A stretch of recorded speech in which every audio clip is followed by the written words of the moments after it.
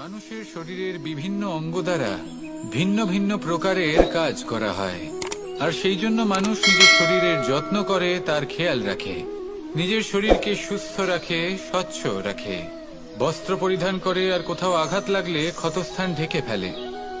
মানুষের শরীরে এমন একটি অঙ্গ আছে যা চোখে দেখা যায় না, যা অদৃশ্য থাকে, কিন্তু সেইটা দিয়ে মানুষের বিষয়ে অনেক কিছু জানা যায়। এবং মানুষের শরীরের সেই অঙ্গের নাম হল বাণী, আপনার ভাষা। আপনি যেভাবে কথা বলেন, যার সাথে কথা বলেন, আপনি যেভাবে শব্দ চয়ন করেন, তার দ্বারা আপনার বিষয়ে অনেক কিছু বোঝা যায়, আপনার ব্যক্তিত্বের বিষয়ে অনেক কিছু বোঝা যায়। সেই জন্য সবসময় কিছু বলার আগে একটু ভেবে নিন, নিজের কথার ওপর একটু নিয়ন্ত্রণ রাখুন। আমার কথা শুনুন, এই হৃদয়কে শুদ্ধ করে তুলুন। যদি এই হৃদয় শুদ্ধ থাকে, তাহলে সর্বদা মধুর বাণী নির্গত হবে, যা সবাইকে প্রফুল্ল করে তুলবে, আর তখন এই মন প্রসন্ন হয়ে বলবে, রাধা রাধা। ধন, সম্পদ, ঐশ্বর্য, মানুষ হয় নিজের সৌভাগ্যের দ্বারা এগুলো লাভ করে থাকেন বা কর্মের দ্বারা। সৌভাগ্য আসলে কি? গ্রহের দশা, যা প্রত্যেক মুহূর্তে বদলাতে থাকে। কর্মের মাধ্যমে যখন আপনি ধন অর্জন করেন, তখন সেই ধন আপনার আগামী প্রজন্ম লাভ করে। সেটা হয় সে ভোগ করে বা তার জন্য তার ভোগান্তি হয়। আর এটা নির্ভর করছে আপনার কর্মের ওপরে। কি কর্ম করেছেন আপনি সেই ধনকে লাভ করার জন্য? যদি আপনি সৎ পথে চলেন, নিষ্ঠা ভরে আপনি কর্ম করে থাকেন, এবং তার ফলে আপনি ধন অর্জন করে থাকেন, তাহলে আপনার আগামী প্রজন্ম সেটা ভোগ করবে, সেটা প্রয়োগ করবে নিজের বিকাশের জন্য। কিন্তু যদি আপনি কুকর্ম করে থাকেন, কোন রকম ছলনা করে থাকেন এই ধন লাভ করার জন্য, তাহলে 100% আপনার আগামী প্রজন্মকে এর জন্য ভুগতেই হবে। তাহলে আপনি কি চাইবেন? যে আপনার আগামী প্রজন্ম সুখ ভোগ করবে, নাকি আপনার কুকর্মের পরিণাম ভোগ করবে? নির্বাচন আপনারই। আসুন আমার সাথে ভালোবেসে বলুন, রাধা রাধা। মাতা পিতার মনে সবসময় এই বাসনা বাস করে যে ওনাদের সন্তানের যেন মঙ্গল হয়। নিজের সন্তানকে সেই সবকিছু দেবার সবসময় চেষ্টা করতে থাকেন যেগুলো তারা নিজেরা নিজেদের জীবনে কখনো পেতে পারেননি। এবং এই প্রক্রিয়ায় সব থেকে গুরুত্বপূর্ণ বিষয়টি ভুলে যান, নিজের সন্তানকে সেই জিনিস দেওয়া যেটা উনি সব থেকে আগে পেয়েছেন। আমি ধনের কথা বলছি না, আমি বলতে চাইছি নিজের অভিজ্ঞতা দ্বারা ওনারা যে মানসিক স্থিতি লাভ করেছেন, ওনারা যে মর্যাদা লাভ করেছেন, যে শিক্ষা ওনারা লাভ করেছেন, সবার আগে নিজের সন্তানকে সেটা দেওয়া প্রয়োজন। সেটা যদি নিজের সন্তানকে দিতে পারেন, তাহলে এই সন্তান জীবনে তার পথে এগোতেও পারবে, ধন অর্জনও করতে পারবে, এবং শক্তিশালী অনুভবও করতে পারবে। সেই জন্য সন্তানকে সবার আগে সেটা দান করুন যেটা সব থেকে বেশি মূল্যবান। সেটা দিন যেটা আপনি সবার আগে লাভ করেছেন। আসুন আমার সাথে ভালোবেসে বলুন, রাধা রাধা। কখনো কখনো আমরা খুব ব্যথিত হয়ে পড়ি। আমরা নিজেদের পরিবারের জন্য এত কিছু করি, আর তারা আমাদের দেখলেই ভয়ভীত হয়ে পড়ে, আমাদের দেখলে বিরক্ত হয়। কখনো নিজেদের সন্তানকে বিকাশের পথে অগ্রসর করার জন্য আমরা তাদের উপর একটু জোর দিই যাতে তারা পরিশ্রম করে, কিন্তু সেই সন্তান আমাদের উপর বিরক্ত হয়ে পড়ে। কখনো সন্তানকে সঠিক শিক্ষা দেওয়ার জন্য আমরা তাদের কিছু সীমা নির্ধারিত করি, তখন সেই সন্তানের চোখে নিজেদের জন্য আমরা ঘৃণা দেখতে পাই। মানুষ কেন ব্যথিত হবেন না? দেখুন, যখন সূচের দ্বারা আপনি বস্ত্র সেলাই করেন, তখন সূচের আঘাত সেই বস্তুকে সহ্য করতে হয়, কিন্তু তাতে সেই সূচ বা আপনার উদ্দেশ্যে কোনো প্রভাব পড়া উচিত নয়, কারণ আপনি তো আপনার কর্ম করছেন, আর তাও পূর্ণ নিষ্ঠা ভরে, এবং অবশেষে আপনার উদ্দেশ্য শুভ প্রমাণিত হবে। তাই কেউ বিরক্ত হচ্ছে বলে বা কারোর চোখে নিজের প্রতি ঘৃণা দেখার ভয় কখনো পিছিয়ে যাবেন না। কষ্ট না করে বিকাশ সম্ভব নয়। কর্ম করতে থাকুন, সবকিছু শুভ হবে। আসুন আমার সাথে ভালোবেসে বলুন, রাধা রাধা। প্রেমের পরিভাষা আসলে কি? ভিন্ন ভিন্ন ধরনের ব্যক্তি, ভিন্ন ভিন্ন ধরনের প্রেমী, আলোচক বিভিন্ন ধরনের পরিভাষা প্রদান করেন এই প্রেম নিয়ে। কিন্তু প্রত্যেকের মনেই কখনো কখনো এই প্রশ্ন এসেছে, এই ভালোবাসা আসলে কি? নিজের প্রিয়তমকে জয় করাই কি প্রেম? চার হাত এক হয়ে যাবার নামই কি প্রেম? নিজের আবেগ ব্যক্ত করাই কি ভালোবাসা? না, প্রেমের অর্থ কাউকে লাভ করা নয়, বরং তার মাঝে বিলীন হয়ে যাওয়া। যদি কারোর হাত ধরে থাকি, তাহলে আজীবন তার সাথে পথ চলা হলো প্রেম। প্রেম শুধুমাত্র সেটা নয় যা প্রেমী আর প্রেমিকার কেশদামে মালা বেঁধে দেয়। মাতা পিতার জন্য দিনরাত পরিশ্রম করা, নিজের পরিবারের জন্য দিনরাত পরিশ্রম করা, সেটাও প্রেম। নিজের বন্ধুদের জন্য, আপনজনের জন্য সবকিছু উজাড় করে দেওয়ার নাম হলো ভালোবাসা। নিজের মাতৃভূমির জন্য সাহসের সাথে লড়াই করা এবং আনন্দে নিজের জীবন ত্যাগ করে দেওয়াও কিন্তু প্রেমের নামান্তর। সেই জন্য যারা বুদ্ধিমান ব্যক্তি, তারা কখনো প্রেমের পরিভাষা খুঁজতে চান না, কারণ তারা জানেন যে এই প্রেম কতটা বিশাল। তারা জানেন যে এই প্রেম হলো এক বিশাল সাগর, যাকে নিজের মুঠোয় ধরে রাখা যায় না। সেই জন্য এই প্রেমের সাগরে ডুবে যান এবং সকলকে ভালোবাসতে শিখুন। যদি সবাইকে ভালোবাসতে পারেন, তাহলে তাদেরও কল্যাণ হবে যারা আপনাকে ভালোবাসে, এবং সকলকে ভালোবাসতে শিখুন। যদি সবাইকে ভালোবাসতে পারেন, তাহলে তাদেরও কল্যাণ হবে যারা আপনাকে ভালোবাসে, তাদেরও কল্যাণ হবে যাদেরকে আপনি ভালোবাসেন, আর আপনারও কল্যাণ হবে। আর তখন এই মন ভালোবেসে বলবে, রাধা রাধা। কখনো এই প্রশ্ন আসতে পারে যে ইমারত কেন নির্মাণ করা হয়, কেন উৎসব পালন করা হয়, কেন মানুষ নিজেদের জন্মদিন পালন করেন, কেন দোল, বিজয়া দশমী, রাখি, দীপাবলির মতো উৎসব পালন করা হয়? যদি এগুলো পালন না করা হয়, তাতে কি যায় আসে? যদি এই দোল উৎসব পালন না করা হয়, তাহলে কি এই সংসার ভুলে যাবে যে নারায়ণের প্রতি ভক্তির কারণে ভক্ত প্রহ্লাদকে অগ্নি স্পর্শও করতে পারেনি? যদি বিজয়া দশমী পালন না করা হয়, তাহলে কি এই সংসার ভুলে যাবে যে এই দিনে শ্রীরাম রাবণকে বধ করেছিলেন? যদি আমরা দীপাবলির এই উৎসব পালন না করি, তাহলে কি এই সংসার এটা ভুলে যাবে যে অযোধ্যাতে অমাবস্যার এমন এক রাত এসেছিল যে রাত্রে অযোধ্যা পূর্ণিমার থেকে বেশি উজ্জ্বল হয়ে উঠেছিল? যদি এই রাখি উৎসব পালন না করা হয়, তাহলে কি এই সংসারের ভাই এবং বোনেরা একে অপরের প্রতি ভালোবাসা কি সেটা ভুলে যাবেন? বিষয়টা ভুলে যাওয়ার নয়, বিষয়টা হলো মনে রাখার।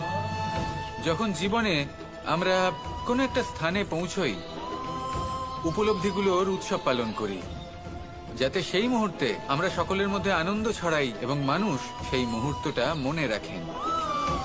এই স্মৃতিগুলোই মানুষের মধ্যে বিশ্বাসের জন্ম দেয়। এই বিশ্বাস যে আগামী যেদিন আসছে তাতে আরো আনন্দের সম্ভাবনা রয়েছে। ভালোবাসার এই উৎসব, ভালোবাসার এই পার্বণ, এটা মানুষের মনে বিশ্বাসের জন্ম দেয় যে প্রত্যেক যুগে কেউ না কেউ এসেছে এবং পরবর্তীতেও আসবে। তাহলে আসুন আমরা ডুবে যাই আমার লীলার এই প্রেম যাত্রায় এবং ভালোবাসার এমন একটা উৎসব পালন করা যাক যা এই সংসার যুগ যুগ পর্যন্ত মনে রাখবে। তাহলে আসুন আর আমার সাথে ভালোবেসে বলুন, রাধা রাধা। সমুদ্র মন্থনের সময় দুই ধরনের রত্ন লাভ করা হয়েছিল। প্রথম হলাহল, যার প্রভাব থেকে এই সমস্ত সংসারের জীবের প্রাণ বাঁচানোর জন্য মহাদেব তাকে নিজের কণ্ঠে ধারণ করে নিয়েছিলেন। আর দ্বিতীয় অমৃত, যেটা কিঞ্চিত পরিমাণ মাত্রায় পাওয়া গেছিল। কখনো কখনো জীবনে এমন কোনো বস্তু যা আপনি প্রয়োজনের থেকেও অনেক বেশি মাত্রায় ভোগের জন্য লাভ করে থাকেন, তা আপনার জন্য বিষ প্রমাণিত হতে পারে। যেমন জল, প্রয়োজনের থেকে অনেক বেশি মাত্রায় যদি এই জল আসে তাহলে আপনার প্রাণ কাটতে পারে। কিন্তু পরিশ্রমের পরে এক পাত্র শীতল জল দ্বারা আপনি যদি স্নান করে নেন তাহলে তা আপনার শরীরের জন্য অমৃত হবে। পরিশ্রম করার পরে যদি আপনার শরীর এক পাত্র খাবার লাভ করে তাহলে তা আপনার শরীরের জন্য অমৃত। কিন্তু যদি কোনো পরিশ্রম না করেই আপনি দিনরাত শুধুই খাবার গ্রহণ করতে থাকেন তাহলে আপনার কাছে তা বিষ সমান। বিষ এবং অমৃত গ্রহণ করাটা আপনার উপরে নির্ভর করছে। কোনো বস্তু আপনার পক্ষে বিষও হতে পারে, আবার অমৃতও হতে পারে। নির্ভর করছে যে আপনি সেটা কিভাবে ব্যবহার করছেন, কতটা মাত্রায় ব্যবহার করছেন। আসুন আমার সাথে ভালোবেসে বলুন, রাধা রাধা। প্রেম আড়াই অক্ষর, মাত্র আড়াই অক্ষরের এই শব্দ প্রেম, এর মধ্যে ত্রিলোকের এবং সমগ্র ব্রহ্মাণ্ডের বীজ নিহিত আছে। এমন কি আছে যা এই প্রেম করতে পারে না? যেখানে শক্তি এবং বিদ্যা প্রয়োগ করে আপনি কিছুই করতে পারবেন না, সেটাও প্রেম দ্বারা অর্জন করা সম্ভব। প্রেম চাইলে পাথরেও ফুল ফোটাতে পারে। প্রেম চাইলে ন্যাড়া পাহাড়ের বুক চিরে নদীপথ তৈরি করতে পারে। চাইলে নিরক্ষর ব্যক্তিকে সংসারের শ্রেষ্ঠ জ্ঞানী করে তুলতে পারে। শুধুমাত্র এই প্রেমের জন্য সবার দুষ্টু কানাই ঘনশ্যাম হয়ে উঠেছিল। শুধুমাত্র এই প্রেমের টানেই ত্রিলোকের স্বামী দ্বারকাধীশ নির্ধন সুদামার পদসেবাও করেছিলেন। এই প্রেম হলো সংসারের সবথেকে বড় শক্তি।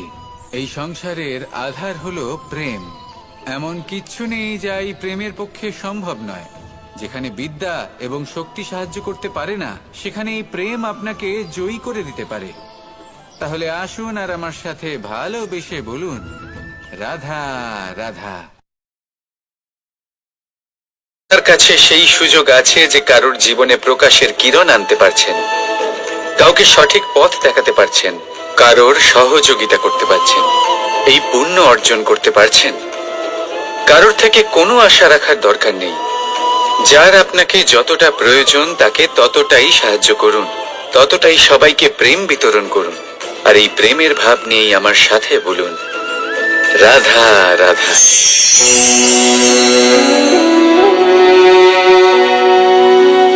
করে দিলাম শেষ। সংসার সর্বদা কৃষ্ণকে এই কথা শোনাবে যে কৃষ্ণ নিজেই নিজের মামার হত্যা করেছে। কিন্তু এটা সময়ের প্রয়োজন ছিল। আর এই কিন্তু হত্যা নয়, বধ ছিল।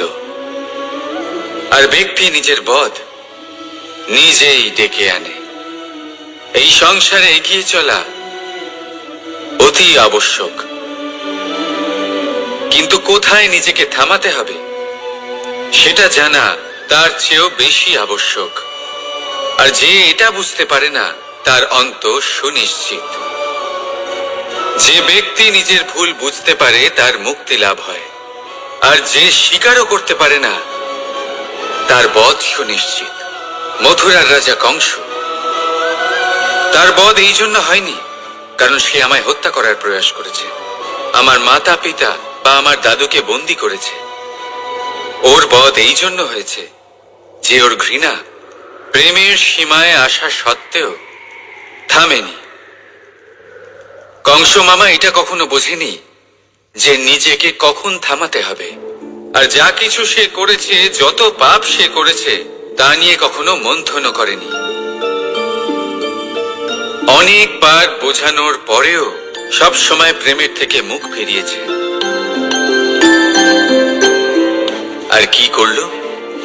শুধুই ঘৃণার দ্বারা এই ভালোবাসার ক্ষতি করার চেষ্টা করলো। তাই মনে রাখবেন, এই সংসার, এর জীবন শক্তি হলো প্রেম। আর যে এই প্রেমের ক্ষতি করার চেষ্টা করবে তার অন্ত, তার বধ সুনিশ্চিত। কি হলো? মন খারাপ? জীবনের সমস্যার বিষয়ে ভাবছেন যে কেন সমগ্র সংসারের সমস্ত কষ্ট, সমস্ত সমস্যা আমার ঝুলিতেই এসে জড়ো হলো। সবাই এটাই ভাবেন। চলুন, আমি আপনাকে বিচার বিবেচনা করতে বাধ্য করছি। ভাবুন ঝিনুক, ঝিনুকের পেটের ভেতর কাঁকড়ের এই যন্ত্রণা, ঝিনুককে তা কেন ভোগ করতে হয়? বটবৃক্ষের বীজ মাটিতে 7 হাত নিচে অন্ধকারে ঘেরা থাকে কেন? সংসারের সবচেয়ে তীক্ষ্ণ জ্বালা সূর্যকেই জ্বালায় কেন? কারণ ঝিনুকের মধ্যে সেই ক্ষমতা রয়েছে মুক্ত জন্ম দেওয়ার। বটবৃক্ষের বীজেই সেই বল রয়েছে যে সে সংসারের সবচেয়ে দৃঢ় বৃক্ষ হতে পারে। সূর্যের মধ্যে সেই ক্ষমতা রয়েছে যে সে নিজে জ্বলে এই ব্রহ্মাণ্ডকে প্রকাশ দিতে পারে। সেই জন্য জীবনে যখনই বিপদ আসবে, সমস্যা আসবে, তখন নিজেকে বোঝান যে প্রকৃতি আপনাকে এই জন্য চয়ন করেছে, কারণ প্রকৃতি এটাই ভাবে যে এই পরিস্থিতিতে সর্বশ্রেষ্ঠ ফলাফল আপনি বের করতে পারবেন। এই মন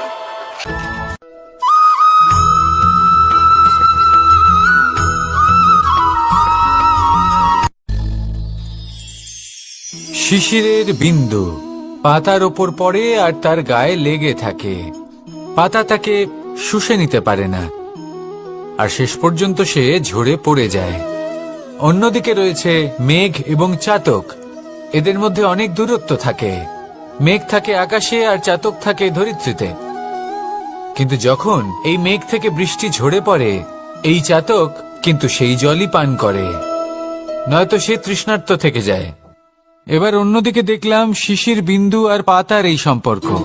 এরা খুব কাছাকাছি থাকে, ঘনিষ্ঠও থাকে। অন্যদিকে রয়েছে মেঘ এবং চাতকের সম্পর্ক, যাদের মধ্যে অনেক দূরত্ব থাকা সত্ত্বেও তারা খুব ঘনিষ্ঠ, তাই না? এই সারমর্ম খুব সরল। এই নৈকট্য, এই দূরত্ব, তা আপনার সম্পর্কে প্রভাব কিছুতেই ফেলতে পারে না। এই নৈকট্য, এই দূরত্ব, এইসব হলো শুধুমাত্র মনের ব্যাপার। কখনো আপনি অনুভব করেছেন আপনি কারোর থেকে অনেক অনেক দূরে আছেন, অনেক দূরে আছেন, তাও সেই ব্যক্তির প্রতি আপনি টান অনুভব করেন। সেখানে আপনি কারোর সাথে প্রত্যেক দিন অতিবাহিত করেন, সমস্ত জীবন অতিবাহিত করেন, সব থেকে বেশি সময় তার সাথে অতিবাহিত করেন, তাও তার প্রতি সেই টান অনুভব করেন না। এই সংকেত হলো মনের দূরত্বের। তাহলে মনের এই দূরত্ব দূর করুন আর আমার সাথে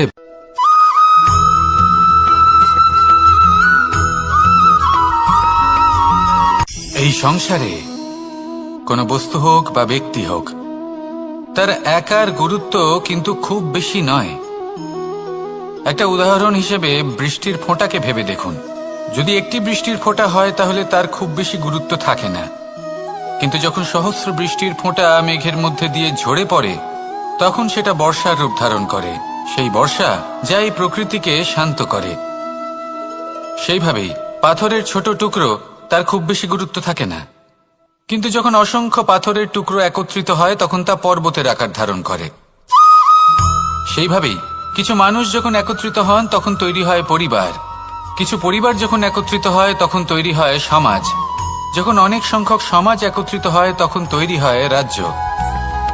এবার এই রাজ্যের সবথেকে গুরুত্বপূর্ণ ব্যক্তি হতে পারেন রাজা, কিন্তু তাও সেই রাজা একা কিছু করতে পারেন না। যুদ্ধ লড়ার সময় তারও নিজের সৈন্যদলকে প্রয়োজন পড়ে। কিন্তু এই সংসারে এমন একজন ব্যক্তি আছেন যিনি একাই সব কাজ করতে থাকেন, এবং সেই ব্যক্তি হলেন মা।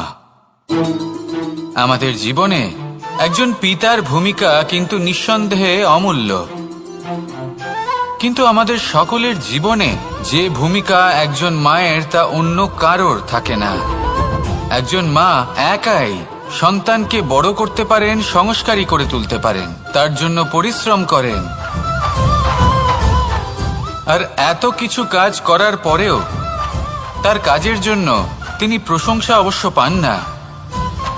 উল্টে যদি সেই সন্তান অনুচিত পথে চালিত হয়, অনুচিত কর্ম করে, তখন সেই মাকেই অপবাদের পাত্র হয়ে উঠতে হয়।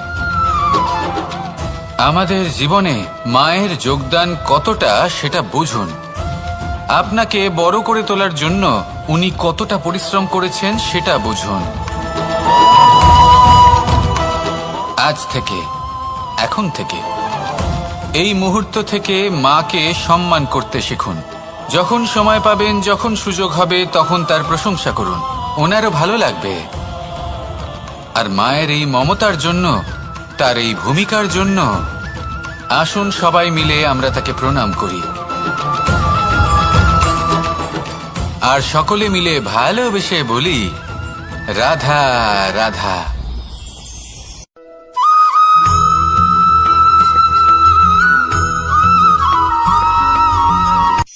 এই সংসারে সাফল্য লাভ করার জন্য জ্ঞানের প্রয়োজন হয়, পরিশ্রমের প্রয়োজন হয়, দৃঢ় নিষ্ঠার প্রয়োজন হয়, নিরন্তর চেষ্টা করা প্রয়োজনীয়। কিন্তু আরো কিছু আছে যা অত্যন্ত প্রয়োজনীয় এবং গুরুত্বপূর্ণ। তা হলো ভালো বন্ধু। তাদের থাকা অত্যন্ত প্রয়োজনীয়। যদি ভালো বন্ধু থাকে তাহলে সময় এলে তারা ঢাল হয়ে আপনাকে সুরক্ষা করবেন। সময় এলে অস্ত্রের মতো শত্রুকে সংহারও করবেন। যদি তিনি জ্ঞানী হন, তাদের মধ্যে সদ্গুণ থাকে, তাহলে এই সব গুণ আপনার মধ্যেও প্রবেশ করবে। তাহলে সাফল্যের জন্য ভালো বন্ধু পাওয়া অত্যন্ত প্রয়োজনীয়। কিন্তু শুধু বন্ধু কেন, ভালো শত্রুও থাকা প্রয়োজনীয়। এবার আপনি ভাববেন, আমি কি বললাম? যদি আপনার জীবনেও ভালো অর্থাৎ শক্তিশালী শত্রু থাকে, তাহলে আপনিও শক্তিশালী হতে থাকবেন। এই শত্রু আপনাকে প্রেরিত করবে আরো বেশি শক্তিশালী হয়ে ওঠার। কখনো কোনো হরিণকে দেখুন, তীব্র গতিতে দৌড়তে থাকে। কেন তীব্র গতিতে দৌড়য়? এই কারণে নয় যে কোথাও তার জন্য মধুর ঘাস অপেক্ষা করে রয়েছে, না। সে এই কারণে তীব্র গতিতে দৌড়য় কারণ সেটা না করলে তার পেছনে একটি সিংহ আছে যে ওকে নিজের ভোজন করে ফেলবে। তাই জীবনে বিপদ, সংকট, এই সবকিছুও হলো অত্যন্ত গুরুত্বপূর্ণ। তার সম্মুখীন হতে শিখুন আর আমার সাথে ভালোবেসে বলুন, রাধা রাধা।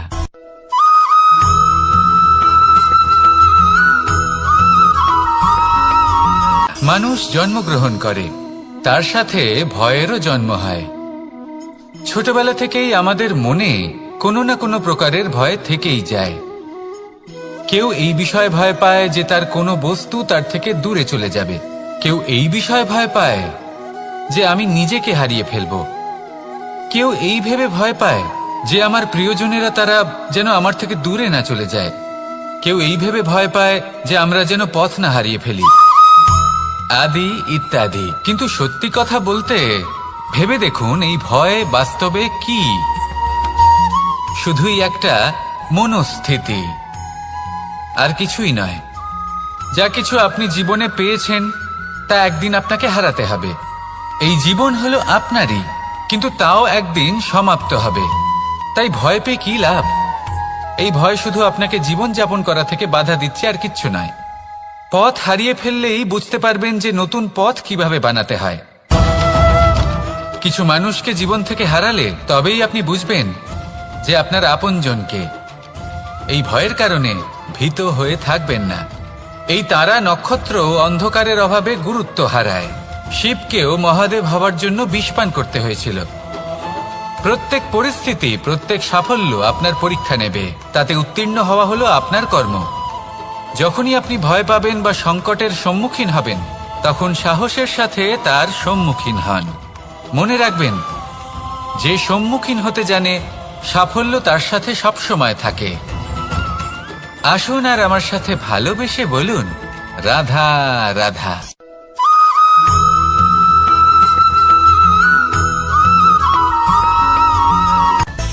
মানুষের মধ্যে একটা বিচিত্র প্রবৃত্তি থাকে। অন্য সকলের বিষয়ে, তাদের জীবনের বিষয়ে, তাদের ব্যক্তিত্বের বিষয়ে, তাদের ভবিষ্যতের বিষয়ে অনুমান করা। এটা হলো অনুচিত।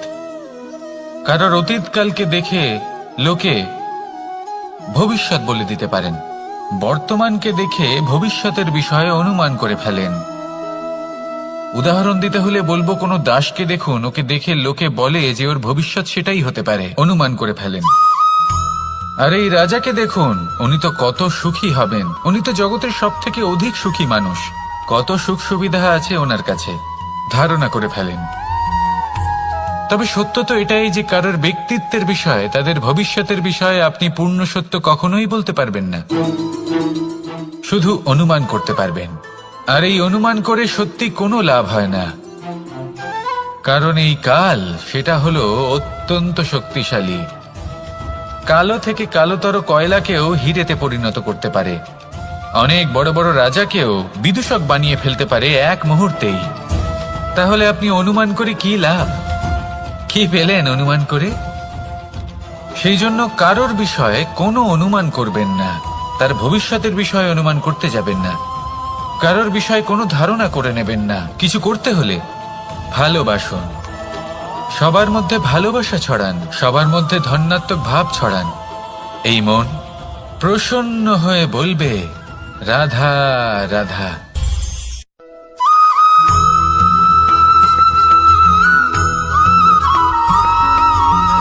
এই সংসারে সব থেকে বেশি কোমল বস্তু হলো রেশম। এই রেশম এতটাই কোমল হয় যে এর পুরো একটা থান শুধুমাত্র একটা হাতে ধরা সম্ভব। কখনো ভেবে দেখেছেন এই রেশম কিভাবে হয়? একটি কীট তার লালার দ্বারা উৎপন্ন হয়।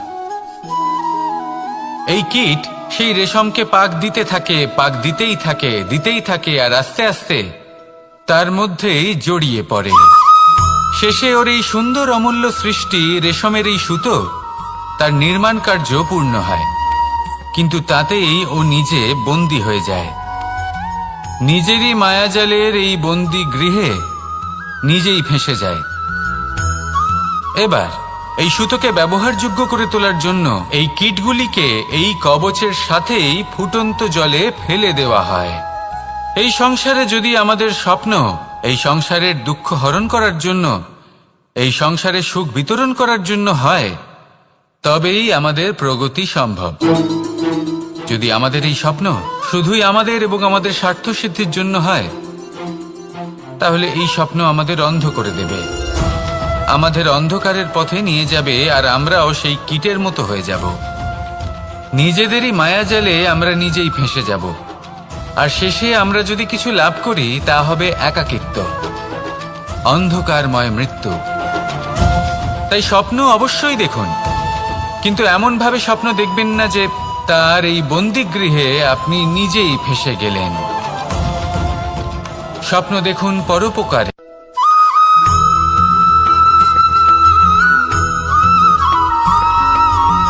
এই সংসারে প্রত্যেক মানুষ এটাই চান যে তিনি যেন ধনবান হন, আর্থিক অবস্থা তার ভালো থাকে, ওনার বাড়িতে লক্ষ্মীর আগমন হয়। কিন্তু সেটা হবে কি করে, সেটাই হলো প্রশ্ন। কেউ বলেন যে যদি পরিশ্রম করো তাহলে ধন অর্জন সম্ভব, কেউ বলেন যে যদি বিদ্যা লাভ হয় তবেই ধন অর্জন সম্ভব, কেউ বলেন যে যদি বলশালী হও তবেই সম্পন্ন থাকবে। ভালো কথা, যদি তাই হয়ে থাকে, তবে দিনমজুর সারা দিন পরিশ্রম করেন, তিনি কেন ধনী হন না? অনেকজন বিদ্বান মানুষ আছেন এই সংসারে, তারা কেন ধনবান হন না? অনেক সংখ্যক বলশালী ব্যক্তি আছেন, তাদের কাছে ধন নেই কেন? তাদের কেন ধনের অভাব হয়? আবার এমনও কিছু মানুষ আছেন যারা পরিশ্রম করেন, তারা দিনমজুর, কিন্তু তারা ধন অর্জন করতে পারেন। কিছু বিদ্বান ব্যক্তি আছেন যাদের কাছে অধিক মাত্রায় ধন রয়েছে, কয়েকজন বলশালী ব্যক্তি রয়েছেন যাদের কাছে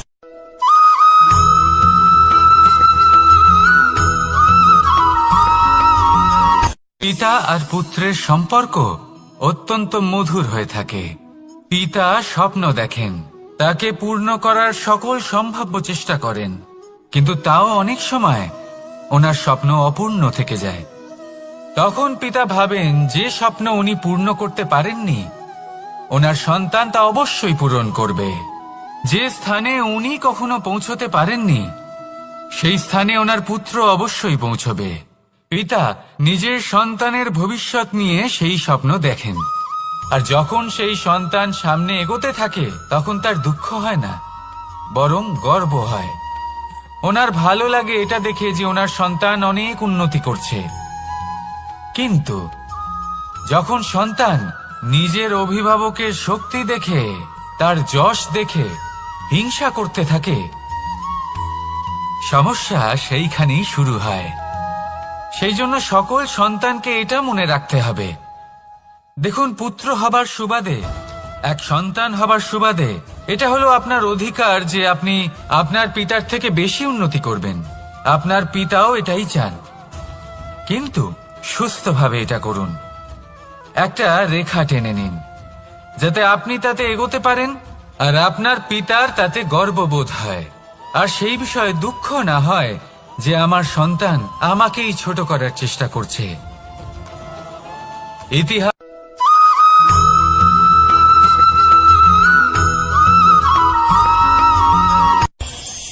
এই সংসারে আমরা প্রকাশ কোথা থেকে পাই? এর উত্তর বড়ই সরল। ভোরে যখন সূর্যোদয় হয় তখন প্রকাশের কিরণ আমাদের ঘরে এসে পৌঁছয়। এইভাবেই আমরা প্রকাশ লাভ করি। এবার এই প্রকাশের আলোতেই আমরা সারাদিনের কাজ সম্পন্ন করি। সন্ধে হয়ে যায়, সূর্যাস্তও হয়ে যায়, আর আমাদের ঘর যাতে অন্ধকার না হয় তার জন্য আমরা একটা প্রদীপ প্রজ্বলিত করি। এটাই ঘটে আমাদের জীবনেও। এবার প্রবাহমান আয়ুর সাথে আমরা আমাদের অন্তরে যদি একটা প্রদীপ প্রজ্বলিত করে নিই তাহলে বিষয়টাই অন্যরকম হবে। এবার আপনি বলবেন কোন প্রকাশের কথা বলছি যা আমাদের অন্তরে জাগ্রত করা সম্ভব? আমাদের আত্মার মাঝে প্রেমের প্রকাশ জাগ্রত করার কথা বলছি, কারণ আমাদের এই জীবন এও হলো দিনের আলোর মতো। আজ প্রকাশ আছে, কিন্তু কোনোদিন অবশ্যই অস্ত হবে। কিন্তু অস্ত হবার আগে যদি আমরা আমাদের আত্মার মাঝে প্রেমের এই প্রকাশ উজ্জ্বলিত করে নিই তাহলে আমাদের সন্ধ্যাকালও আমরা আনন্দে এবং প্রেমে যাপন করব। তাহলে আসুন আর আমার সাথে ভালোবেসে বলুন, রাধা রাধা।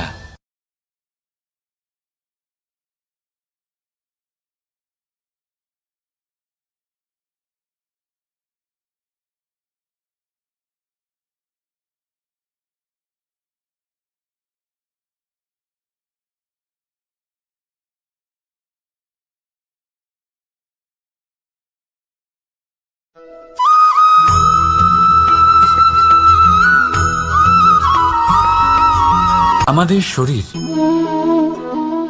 প্রকৃতির সর্বশ্রেষ্ঠ রচনা। যে অঙ্গ প্রত্যঙ্গ আমরা লাভ করেছি প্রত্যেকটির মধ্যে একটি নিজস্ব বার্তা রয়েছে। একটু ভেবে দেখুন, দুটি চোখ দিয়েছে দেখার জন্য, দুটি কান দিয়েছে শোনার জন্য, নাসিকাও আছে দুটি, দুটি হাত দিয়েছে দ্বিগুণ পরিশ্রম করার জন্য, কিন্তু জীব শুধুমাত্র একটি। তার উপরেও তীক্ষ্ণ বলিষ্ঠ দাঁত দিয়েছে তার রক্ষার জন্য। কখনো ভেবে দেখেছেন কেন?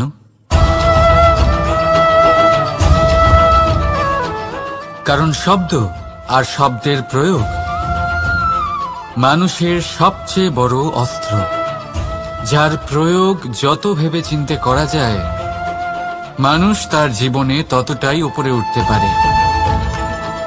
তাহলে মনে রাখুন, দেখুন, শুনুন আর বুঝুন বেশি, বলুন কম। রাধা রাধা।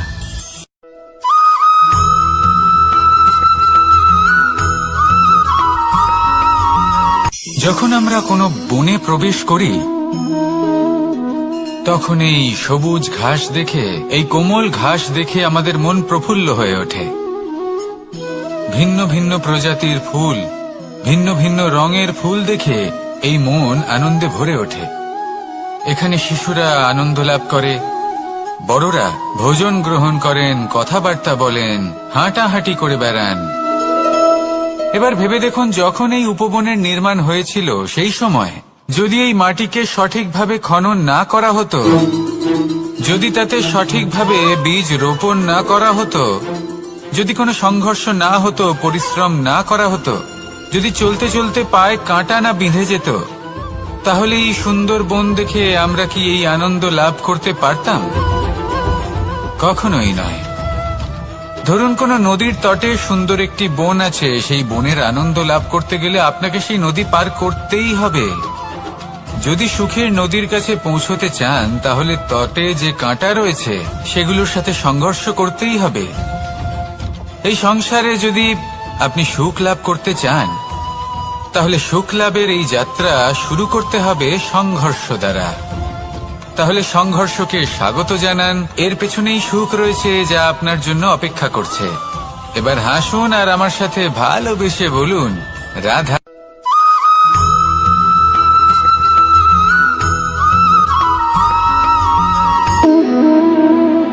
সম্পর্ক হলো আমাদের জীবনের একটি আধার। কিছু সম্পর্ক এমন যা আমরা জন্মসূত্রে লাভ করি, যেমন পরিবার, মা, বাবা। কিছু সম্পর্ক আছে যা আমরা জীবনে অর্জন করে থাকি, তা সে প্রেমের হোক, স্নেহের হোক বা বন্ধুত্বের। এই সকল সম্পর্ক লাভ করার বা গড়ে তোলার 5টি ধাপ রয়েছে। প্রথম ধাপ, কোনো ব্যক্তির সাথে আলাপ হওয়া, তার সাথে কথা বলা বা তাকে দেখা। দ্বিতীয় ধাপ, সে ব্যক্তিকে আমাদের ভালো লাগা। তৃতীয় ধাপ, আমাদের এটা চাইতে শুরু করা যে জীবনে এই ব্যক্তি যেন আমাদের বন্ধু হন, আমাদের জীবনে থাকেন, বা আমাদের কাউকে ভালোবেসে ফেলা আর এটা আমাদের ভাবা বা চাওয়া যে সেই ব্যক্তি যেন আজীবন আমার সাথে থাকেন, আমার জীবনে আমার সাথী হয়ে। চতুর্থ ধাপ, লাভ করা। এবার এই ধাপটি অনেক মানুষের পক্ষেই খুবই সরল হয়, বড়ই সরল ভাবে নিজেদের সঙ্গীকে লাভ করে থাকেন। কিছু মানুষের জন্য এই ধাপ অত্যন্ত কঠিন হয়ে থাকে। অনেক প্রতিকূল পরিস্থিতির উপর জয়লাভ করে তারা সঙ্গীকে লাভ করেন, কিন্তু লাভ অবশ্যই করেন। এরপরে আসে পঞ্চম, অন্তিম এবং সব থেকে গুরুত্বপূর্ণ ধাপ। সেটা হলো সেই সম্পর্ক পালন করা। এটা হলো এমন এক বিষয় যা প্রত্যেক মানুষের শেখা উচিত। যদি ব্যক্তি নিজের জীবনে সম্পর্ক রক্ষা করতে শিখে যান, তবে প্রত্যেক সম্পর্ক তার জীবনকে স্বর্গ করে তুলবে। আসুন আর আমার সাথে ভালোবেসে বলুন, রাধা রাধা।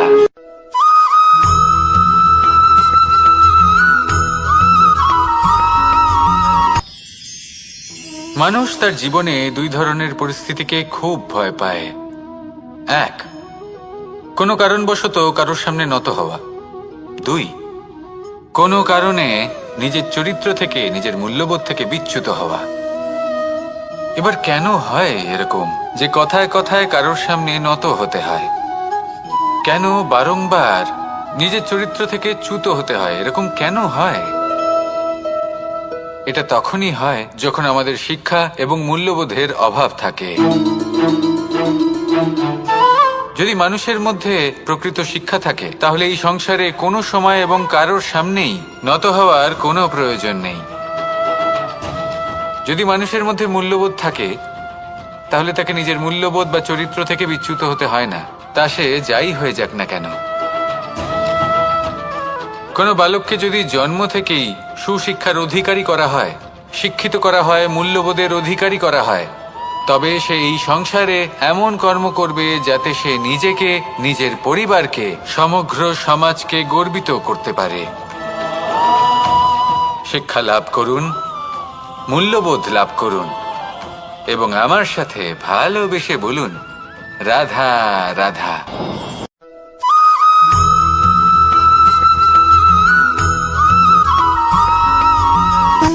সুখ, দুঃখ এবং শক্তি, এই তিন হলো এই সংসারের ত্রিদেবের মতো। আমাদের জীবনে যা কিছু ঘটছে এই তিনটির ভিত্তির উপরেই হচ্ছে। আসলে এই সংসারের একটা নিয়ম আছে, যখনই আপনি কিছু লাভ করেন এই সংসার আপনার পরীক্ষা নেয়। এটা জানার জন্য আপনার পরীক্ষা নেয় যে আপনি যা কিছুই লাভ করেছেন আপনি কি আদৌ সেটার যোগ্য কিনা। ঠিক সেইভাবেই এই সুখ, দুঃখ এবং শক্তি আপনার পরীক্ষা নিয়ে থাকে। যখন সুখ আসে তখন সে আপনার পরীক্ষা নেয় যে আপনার মধ্যে অহংবোধ জাগ্রত হয়নি তো। যদি অহংবোধ চলে আসে তাহলে সুখ সেখানেই সঙ্গ ত্যাগ করে। দুঃখ আপনার ধৈর্যের পরীক্ষা নিতে থাকে।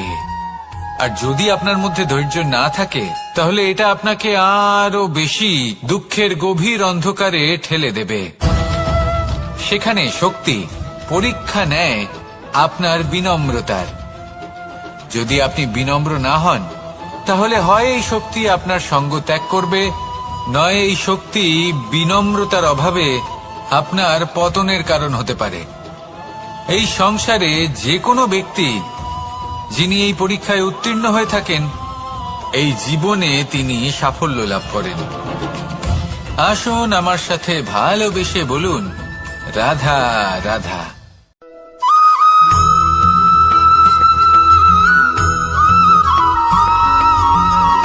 জীবন কিসের উপর নির্ভরশীল? ধনের ওপর?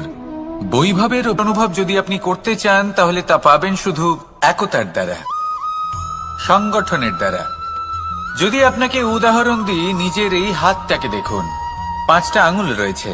কোনো একটা বস্তুকে নিজের একটা আঙুল দ্বারা তুলে ধরার চেষ্টা করে দেখুন, বড়ই কষ্ট হবে। তখন আপনি বুঝতে পারবেন যখন এই 5টি আঙুল একত্রিত হয় তখন কোনো কাজ কতটা সহজ হতে পারে। এটাই হলো শক্তি একতার। সব থেকে ভালো উদাহরণ যদি আপনাকে দিই তাহলে বাঁশি। এই বাঁশি থেকে অত্যন্ত মধুর সুর নির্গত হয় যা সবার মন প্রসন্ন করে দেয়। এই কথা সত্যি, কিন্তু এই বাঁশি আমি একটা বা দুটো আঙুল দিয়ে বাজাতে পারবো না। আমাকে প্রত্যেকটা আঙুল ব্যবহার করতেই হবে, তবেই এর থেকে মধুর সুর নির্গত হবে যা সকলকে প্রসন্ন করবে, ঠিক কিনা? ঠিক এইভাবেই যদি আপনি চান যে আপনার জীবনরূপী বাঁশি থেকেও মধুর সুর নির্গত হোক বা সবার মনকে প্রসন্ন করে তুলুক, তাহলে আপনাকেও জীবনে একতা নিয়ে আসতেই হবে। আপনি একাও কর্ম করতে পারেন, পথ চলতেও পারেন, সামনেও এগোতে পারেন, সাফল্যও লাভ করতে পারেন। কিন্তু যখন সকলে একসাথে এগোবেন, সেই পথে চলবেন, সেই কর্মই করবেন, তখন লক্ষ্যে অবশ্যই পৌঁছবেন, সাফল্য অবশ্যই লাভ করবেন। কিন্তু সেই সাফল্য এবং তার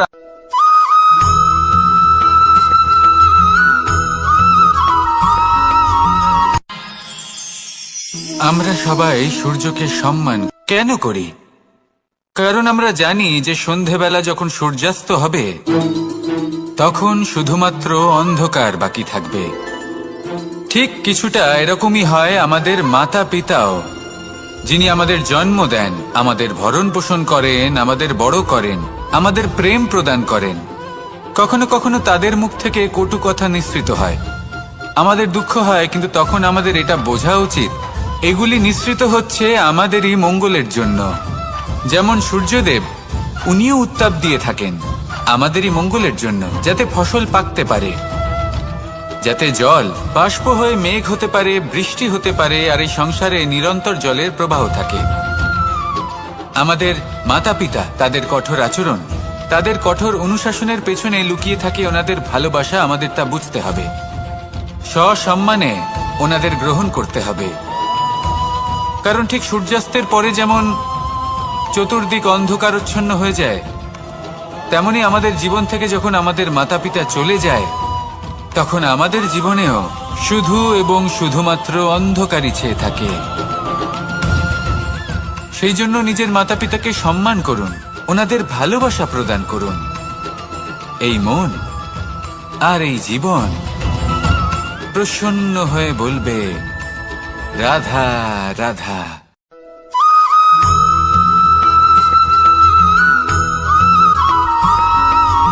বসন্ত ঋতু, এই সময় মন আনন্দে ভরে থাকে। এমন মনে হয় যেন আমরা আকাশে বিচরণ করতে চলে যাই, কিন্তু সেটা তো সম্ভব নয়। সেই জন্য হয়তো আমরা ঘুড়ি ওড়াই, এই ঘুড়িকে নিজেদের প্রতিরূপ মনে করে।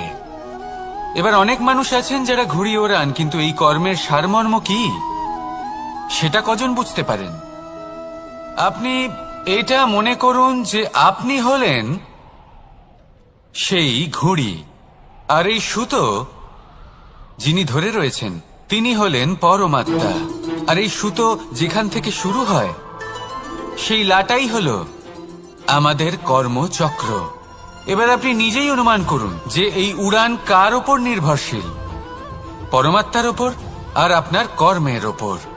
যদি পরমাত্মা আপনার হাত ধরে থাকেন, আপনার সাথে থাকেন, যদি আপনি শুভ কর্ম করতে থাকেন, আপনি এই আকাশে উড়তে থাকবেন। কিন্তু কোথাও যদি পরমাত্মার সাথে এই বন্ধন ছিন্ন হয়, আপনার কর্মচক্র খারাপ হয়ে যায় বা থেমে যায়, তাহলে আপনার এই ঘুড়ি কেটে যাবে আর দূরে কোনো গাছের ডালে গিয়ে আটকে যাবে। তাই শুধুমাত্র ঘুড়ি ওড়াবেন না, তার থেকে শিখুন। পরমাত্মার সাহচর্যে থাকুন, সবসময় শুভ কর্ম করতে থাকুন আর সবসময় এই আকাশে উড়তে থাকুন। আসুন আর আমার সাথে ভালোবেসে বলুন, রাধা রাধা।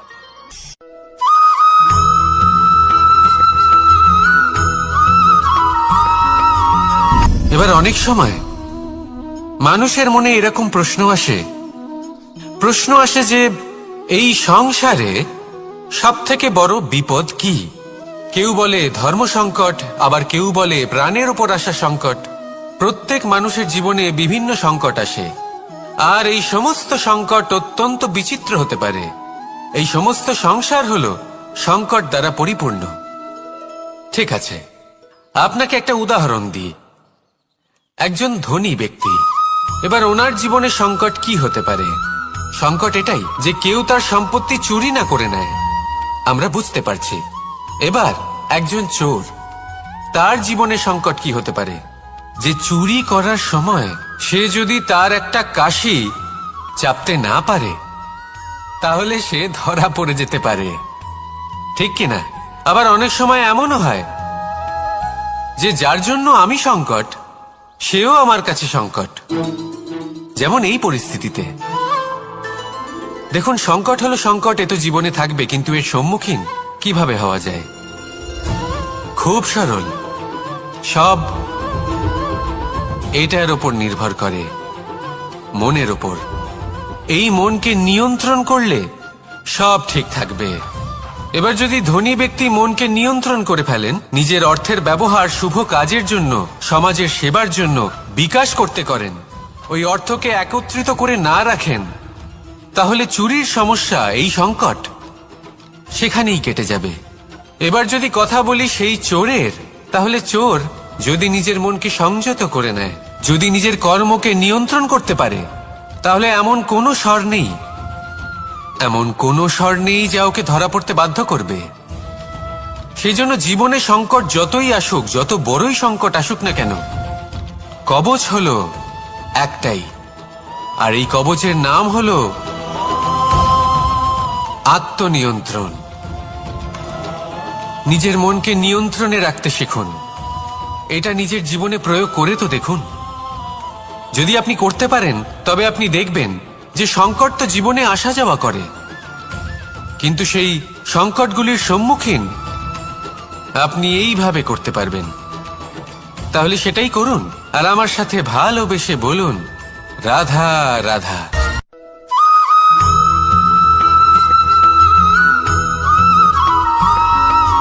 জীবনে যখন কোনো ব্যক্তি নিজের লক্ষ্য প্রাপ্তির জন্য নিরন্তর পরিশ্রম করতে থাকেন, চেষ্টা করতে থাকেন, তখন তিনি কষ্ট অনুভব করেন, কখনো শারীরিক কষ্ট, কখনো মানসিক কষ্ট।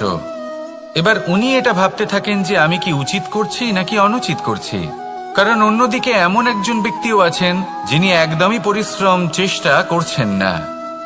তিনি মদিরা পান করেন, বিলাসিতায় জীবন কাটান, অলস প্রকৃতির হয়ে ওঠেন, নিদ্রাতে বিলীন হয়ে থাকেন আর ভাবেন যে তিনি সুখ লাভ করছেন। কিন্তু এরকম কেন হয়?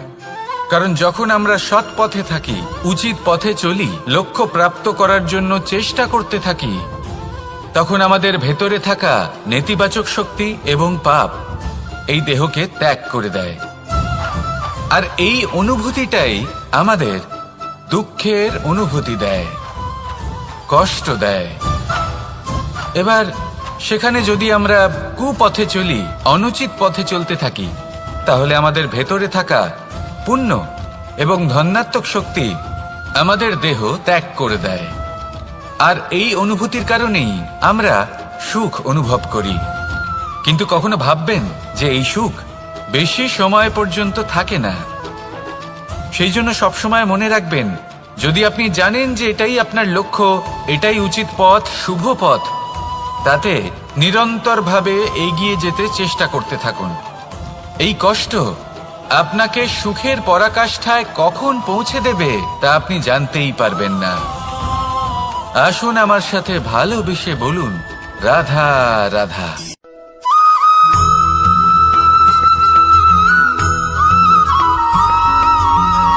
মানুষের মানসিকতা এমন হয় যে সে যতটা করে আশা করে যে তার থেকে অনেক বেশি তার বদলে সে পাবে।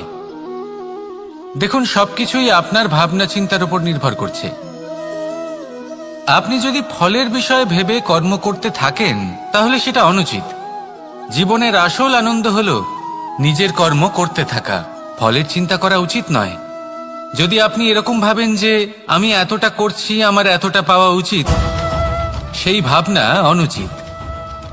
যদি আপনি সেবার মানসিকতা নিয়ে কর্ম করতে থাকেন, কর্মচক্রে প্রবাহিত হন, যদি আপনি এমন ভাবনা রাখেন যে আমি এতটা পাচ্ছি তাই এর থেকে অনেক বেশি আমি কর্ম করব, তাহলে নিশ্চিতরূপে আপনি যতটা করছেন তার থেকে অনেক বেশি আপনি পাবেন, আপনার আশার থেকে অনেক বেশি আপনি পাবেন।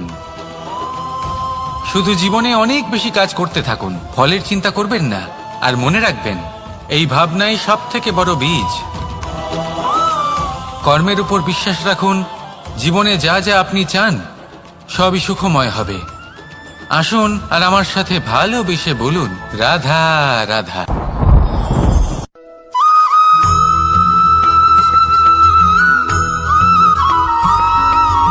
আমাদের শরীর প্রকৃতির সর্বশ্রেষ্ঠ রচনা।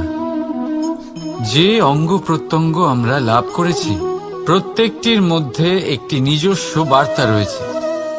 একটু ভেবে দেখুন, দুটি চোখ দিয়েছে দেখার জন্য, দুটি কান দিয়েছে শোনার জন্য, নাসিকাও আছে দুটি, দুটি হাত দিয়েছে দ্বিগুণ পরিশ্রম করার জন্য। কিন্তু জীব শুধুমাত্র একটি, তার উপরেও তীক্ষ্ণ বলিষ্ঠ দাঁত দিয়েছে তার রক্ষার জন্য। কখনো ভেবে দেখেছেন কেন?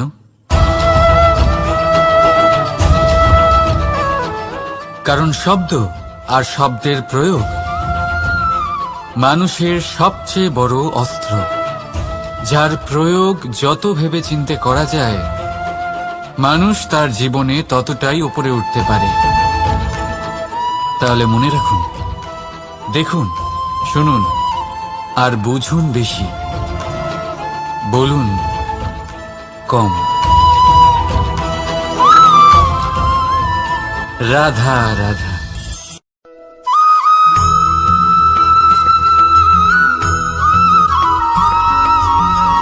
এই সংসারে কোনো বস্তু হোক বা ব্যক্তি হোক, তার একার গুরুত্ব কিন্তু খুব বেশি নয়। একটা উদাহরণ হিসেবে বৃষ্টির ফোঁটাকে ভেবে দেখুন। যদি একটি বৃষ্টির ফোঁটা হয় তাহলে তার খুব বেশি গুরুত্ব থাকে না, কিন্তু যখন সহস্র বৃষ্টির ফোঁটা মেঘের মধ্যে দিয়ে ঝরে পড়ে তখন সেটা বর্ষার রূপ ধারণ করে। সেই বর্ষা যা এই প্রকৃতিকে শান্ত করে। সেইভাবেই পাথরের ছোট টুকরো, তার খুব বেশি গুরুত্ব থাকে না, কিন্তু যখন অসংখ্য পাথরের টুকরো একত্রিত হয় তখন তা পর্বতের আকার ধারণ করে। সেইভাবেই কিছু মানুষ যখন একত্রিত হন তখন তৈরি হয় পরিবার, কিছু পরিবার যখন একত্রিত হয় তখন তৈরি হয় সমাজ, যখন অনেক সংখ্যক সমাজ একত্রিত হয় তখন তৈরি হয় রাজ্য। এবার এই রাজ্যের সব থেকে গুরুত্বপূর্ণ ব্যক্তি হতে পারেন রাজা, কিন্তু তাও সেই রাজা একা কিছু করতে পারেন না। যুদ্ধ লড়ার সময় তারও নিজের সৈন্যদলকে প্রয়োজন পড়ে। কিন্তু এই সংসারে এমন একজন ব্যক্তি আছেন যিনি একাই সব কাজ করতে থাকেন, এবং সেই ব্যক্তি হলেন মা। আমাদের জীবনে একজন পিতার ভূমিকা কিন্তু নিঃসন্দেহে অমূল্য, কিন্তু আমাদের সকলের জীবনে যে ভূমিকা একজন মায়ের তা অন্য কারোর থাকে না। একজন মা একাই সন্তানকে বড় করতে পারেন, সংস্কারী করে তুলতে পারেন, তার জন্য পরিশ্রম করেন। আর এত কিছু কাজ করার পরেও তার কাজের জন্য তিনি প্রশংসা অবশ্য পান না, উল্টে যদি সেই সন্তান অনুচিত পথে চালিত হয়, অনুচিত কর্ম করে, তখন সেই মাকেই অপবাদের পাত্র হয়ে উঠতে হয়। আমাদের জীবনে মায়ের যোগদান কতটা সেটা বুঝুন। আপনাকে বড় করে তোলার জন্য উনি কতটা পরিশ্রম করেছেন সেটা বুঝুন। আজ থেকে, এখন থেকে, এই মুহূর্ত থেকে মাকে সম্মান করতে শিখুন। যখন সময় পাবেন, যখন সুযোগ হবে, তখন তার প্রশংসা করুন। ওনারও ভালো লাগবে। আর মায়ের এই মমতার জন্য, তার এই ভূমিকার জন্য আসুন সবাই মিলে আমরা তাকে প্রণাম করি, আর সকলে মিলে ভালোবেসে বলি, রাধা রাধা।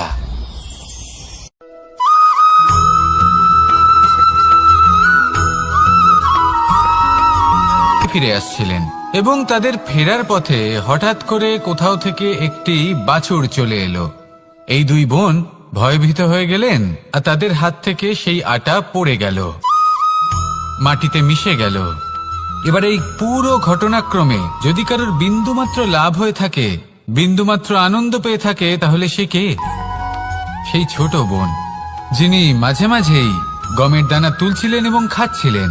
কিছুটা হলেও উনি আনন্দ লাভ করেছিলেন। এবার এরকমই হলো আমাদের জীবনে ভক্তি এবং ভালোবাসা সংক্রান্ত বিষয়।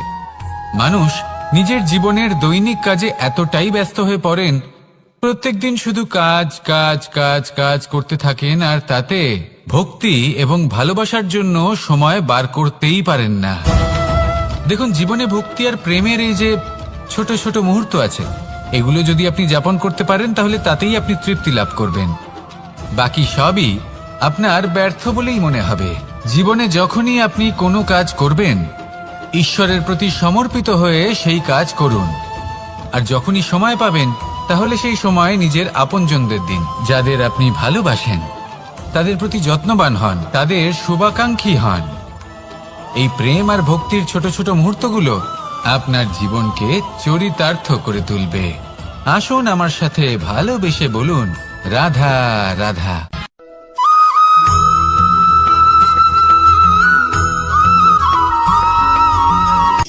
শক্তি, শক্তি অর্জন করা এতটা কঠিন নয় যতটা শক্তি লাভ করার পরে সেই শক্তি সামলানো কঠিন হয়। কারণ যেই মানুষ শক্তি লাভ করে, তার মনে গর্ববোধ জন্মায়, জন্মায় অহংকার, জন্মায় জেদ। তাই শক্তি প্রাপ্ত করার সাথে বিনম্র থাকাও অত্যন্ত আবশ্যক। আর এটা আমাদের শেখা উচিত বৃক্ষের থেকে। বৃক্ষ যা আমাদের ফল দেয়, বৃক্ষ যা যত ফল দেয় ততটাই ঝুঁকে যায়। আমরা পাথর মারি ওই বৃক্ষের থেকে ফল প্রাপ্ত করার জন্য। সেই পাথরের মার সহ্য করেও বৃক্ষ আমাদের ফল দেয়। কোনো গর্ববোধ নেই, কোনো অহংকার বোধ নেই। আর সেই জন্য এই বৃক্ষের পুজো করা হয়। এটাই হলো মাহাত্ম্য শক্তির সাথে বিনম্রতার। যদি এই শক্তি সৃজন করে থাকে, সাহায্য করে থাকে, সম্বল হয়ে থাকে, তবেই সেই শক্তি উপযুক্ত। আর নয়তো সেই শক্তি একদিন আপনাকে আসক্ত অবশ্যই করবে। তাহলে শক্তি অবশ্যই অর্জন করুন, কিন্তু তার সাথে সেই শক্তি সামলানোর মতো বিবেকও আপনাকে অবশ্যই জাগ্রত করতে হবে। তাহলে আসুন আমার সাথে ভালোবেসে বলুন, রাধা রাধা।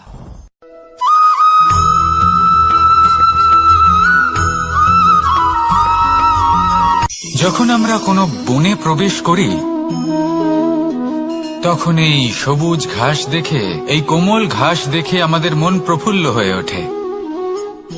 ভিন্ন ভিন্ন প্রজাতির ফুল, ভিন্ন ভিন্ন রঙের ফুল দেখে এই মন আনন্দে ভরে ওঠে। এখানে শিশুরা আনন্দ লাভ করে, বড়রা ভোজন গ্রহণ করেন, কথাবার্তা বলেন, হাঁটাহাঁটি করে বেড়ান।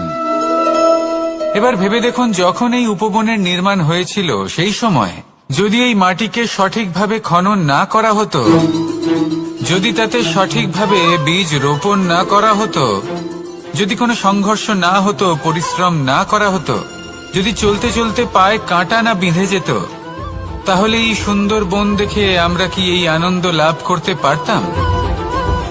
কখনোই নয়। ধরুন কোনো নদীর তটে সুন্দর একটি বন আছে, সেই বনের আনন্দ লাভ করতে গেলে আপনাকে সেই নদী পার করতেই হবে। যদি সুখের নদীর কাছে পৌঁছতে চান তাহলে তটে যে কাঁটা রয়েছে সেগুলোর সাথে সংঘর্ষ করতেই হবে। এই সংসারে যদি আপনি সুখ লাভ করতে চান তাহলে সুখ লাভের এই যাত্রা শুরু করতে হবে সংঘর্ষ দ্বারা। তাহলে সংঘর্ষকে স্বাগত জানান, এর পেছনেই সুখ রয়েছে যা আপনার জন্য অপেক্ষা করছে। এবার হাসুন আর আমার সাথে ভালোবেসে বলুন, রাধা।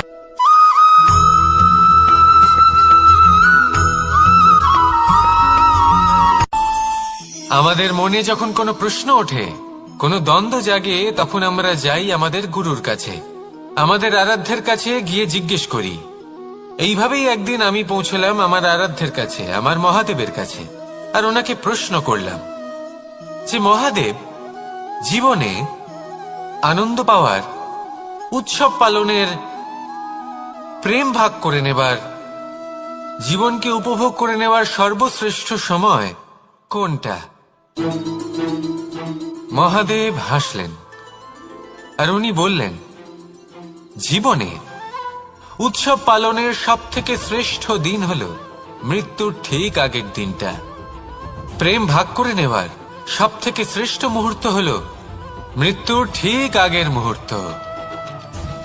জীবনকে উপভোগ করে নেওয়ার সর্বশ্রেষ্ঠ প্রহর হল মৃত্যুর এক প্রহর পূর্বে। তখন আমি চমকে গেলাম।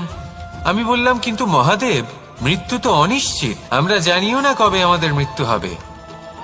মহাদেব আবার হাসলেন। উনি বললেন যে যদি আমরা এভাবে জীবন কাটাই যে আমরা জীবনের প্রত্যেক দিন, প্রত্যেক মুহূর্ত, প্রত্যেক প্রহর শেষ বলে মনে করি, তাহলে আমাদের সমস্ত জীবন আনন্দের সাথেই অতিবাহিত হবে। কি বলেন?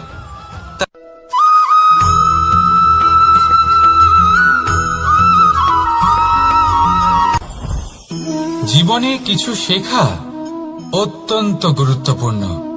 এবার কি কি শিখতে হবে সেই সব শেখানোর জন্য অনেক শিক্ষক রয়েছেন, কিন্তু কি শিখবেন না আর কি করবেন না এটা আমাদের নিজের অভিজ্ঞতা দিয়ে শিখতে হয়। কিন্তু তার মানে এটা নয় যে যদি আপনাকে শিখতে হয় যে আগুনের তাপ কতটা, আপনাকে আগুনের মধ্যে হাত দিতে হবে। না, অন্য কারোর অভিজ্ঞতা দ্বারাও শিখতে পারেন। প্রশ্ন শুধুমাত্র একটাই যে আপনি কি শিখতে চান নাকি চান না। যদি আপনি এটাই ভাবেন যে আমি শুধুই নিজের অভিজ্ঞতা দ্বারাই শিখতে চাই, তাহলে জীবনকাল ছোট মনে হবে, অনেক কিছুই শিখতে পারবেন না। তাই নিজের সাথে সাথে বড়দের অভিজ্ঞতা দ্বারাও শেখা শুরু করে দিন। এই সংসারের অভিজ্ঞতা দ্বারা শিখতে শুরু করে দিন। আর এটা নিশ্চিত রূপে শেখা আবশ্যক যে কখন কি করবেন না, কোথায় থামতে হবে আর কোথায় থামবেন না। তাহলে আসুন আর আমার সাথে ভালোবেসে বলুন, রাধা রাধা।